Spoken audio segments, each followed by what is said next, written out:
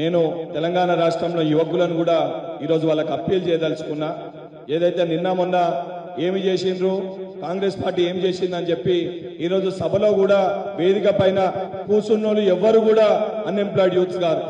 ఈరోజు వాళ్ళ పార్టీ అధ్యక్షుడు, యువజన విభాగం అధ్యక్షుడు శంబిపూర్ రాజు, ఆయనకి 40 ఏళ్ళు ఉంటాయి, 45 ఏళ్ళు శంబిపూర్ రాజుకు ఉంటాయి. వాళ్ళ పార్టీ విద్యార్థి విభాగం అధ్యక్షునికి 38 ఏళ్ళు ఉంటాయి. వాళ్ళు ఏ రోజు కూడా ఉద్యమాలు, ఆ రోజు ఏదైతే తెలంగాణ ఉద్యమ సమయంలో పిల్లల్ని అడ్డం పెట్టుకొని పిల్లలు చనిపోతే వాళ్ళ శివాలపైన రాజకీయం చేసి 10 ఏళ్ళు గద్దెనెక్కిర్రు. ఈరోజు మళ్ళీ కూడా విద్యార్థులను రెచ్చగొట్టి వాళ్ళ మనోభావాలు దెబ్బతీసి మళ్ళీ వాళ్ళ ప్రాణాలు తీసుకుంటే ఆ ప్రాణాలతోటి రాజకీయం ఆడనీకి కల్వకుంట్ల కుటుంబం తారక రామారావు నాయకత్వంలో బయటికి వచ్చింది.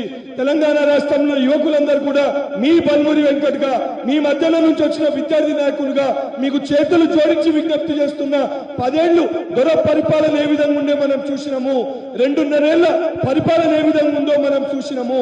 చాలా స్పష్టంగా నేను మాటిస్తున్నా, రాబోయే 2.5 సంవత్సరాలలో మీకండగా, మీకు మధ్యవర్తిగా, మీకు ప్రభుత్వానికి మధ్యలో ఒక సమన్వయకర్తగా నేను గాని, ప్రభుత్వంలో ఉన్న అద్దంకి దయాకర్ గాని, చెనగాని దయాకర్ గారు గాని, దానితో పాటు రియాజ్ గారు గాని, అదేవిధంగా కోదండరాం గారు గాని, ఎవరైతే ఆ రోజు విద్యార్థుల యువకులకు మేము అండగా నిలబడ్డామో మేము బాధ్యత తీసుకుంటాము. మేము ఇచ్చిన ప్రతి హామీని కూడా మా 5 సంవత్సరాల పరిపాలనలో నెరవేరుస్తాము.